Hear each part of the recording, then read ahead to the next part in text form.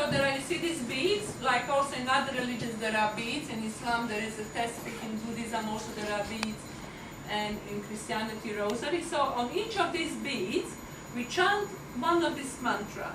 So we go Hare Krishna, Krishna Krishna, Hare Hare, Hare Rama, Rama Rama, Hare Hare. And then we go on other bead and other bead. And there are 108 beads there.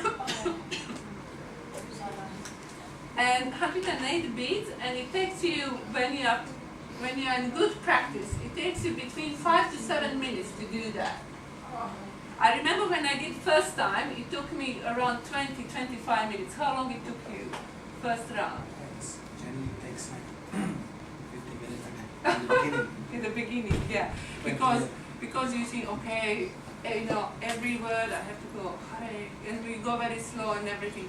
But it's a question, it's meditation. Thank you very much. It's important. Sorry, I have some last 2 weeks. I have some irritation, so I constantly talk. In each religion has their mystical path, and in each religion you can see that people practice some sort of meditation. By repetition of the holy names of God, we bring our mind in the state in which our mind can always remember God. For example, if we just repeat constantly Hare Krishna Mahamantra, we come in the state in the life that it just comes automatically. And this is, according to the Vedas, that's the goal of life. Goal of life is, to always think of God and put the God in the center of our life. So by doing this meditation, so devotees who live here, they do meditation from 5:15 to 7 o'clock, and then at 7 o'clock there is another service, and then at 7:30, when you came in, you saw some words here, and this was in the Sanskrit. Anyone of you know what is Sanskrit? Have you heard about Sanskrit, language Sanskrit? Yes? Sanskrit is actually mother language of all Indo-European languages. Yes, please. Oh, good question, yes. These are different names of God. Okay? Anyone of you has few nicknames? Who has few nicknames? Stinky. Okay, can you tell me your name and all your nicknames, please? But I have my last name. Okay. Okay. And then we have, for example, let's take my example. My ordained name is Krishna Pranarika. It's a very long name. Because it's very long, sometimes people call me Prana, some they call me Krishna, some they call me KP, some they call me Pranadika. Also I have my legal name, which is Natalia. And as at home my mother calls me Natasha, and some they call me Nata. And in school they call me by my surname. So one person, and I have so many names. So can you imagine how many names God has? According to Vedas, it's explained that God has thousands and millions of names. According to his qualities, he gets a name. Like how sometimes, as a children, specifically in primary school, we can be very cruel and call people according to their, I was always very tall and skinny in the school, so you can imagine which kind of nicknames I had. So also for those who are, for example, very intelligent, they also have nicknames, or, like we get nicknames according to our qualities. So like that is explained in the Vedas. God also has names according to his qualities. So Hare, Krishna and Rama are some names of God. Okay? Krishna means the all-attractive. Hare means God's internal energy and represents his female energy. And Rama means those who is full of pleasure. Yeah? Who gives pleasure. Yeah? So some of you said many gods. Who of you said many gods? Yes, thank you very much. Well, this is something what people always associated Hinduism with. They say many gods. But actually, really, if you go on the street and ask people in how many gods they believe, most of people will say one. But But then they worship also many other demigods. But they believe in one god. One is called Ishtadev. One god who is the most closest to their heart.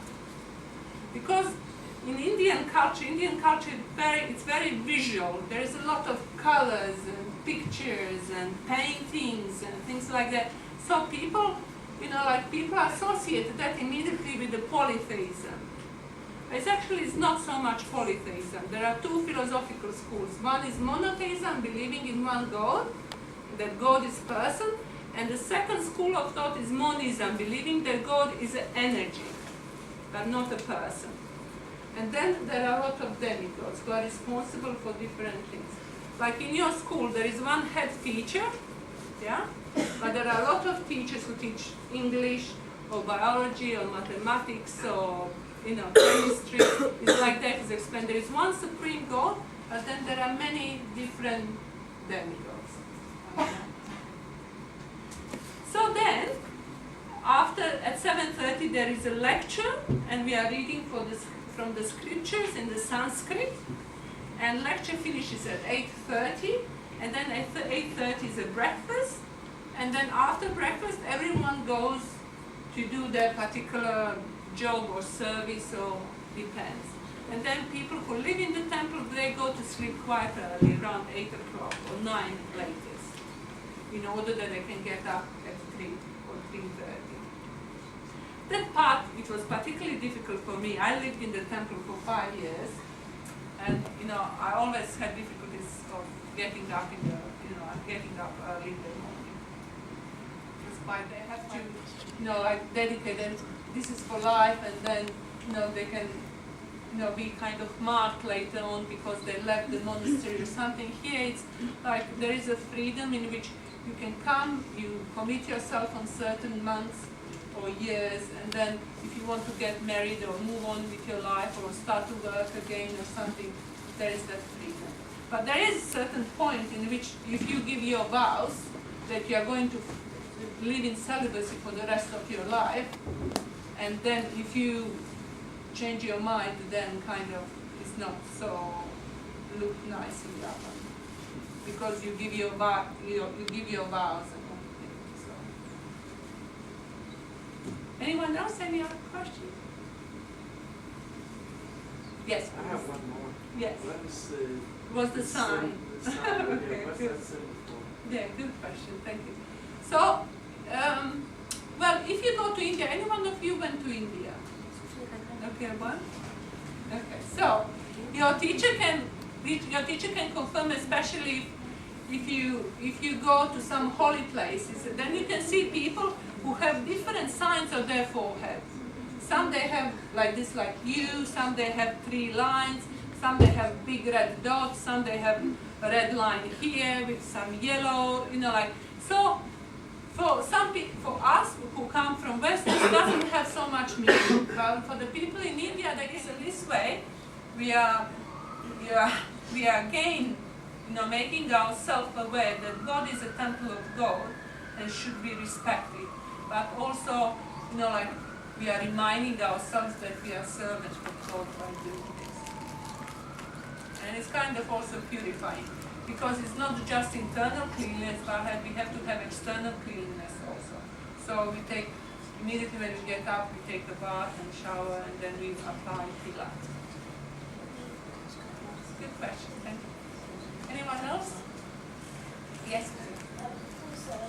Good, excellent. So, he's a guru, and in 1965, now you can imagine yourself again, 70 years old. Can you imagine, 70 years ago, you are 70 years old, and it's 1965.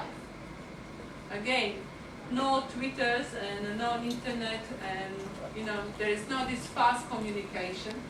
And Srila Prabhupada, 70 years old, he decided to bring this ancient Indian, knowledge from India to West.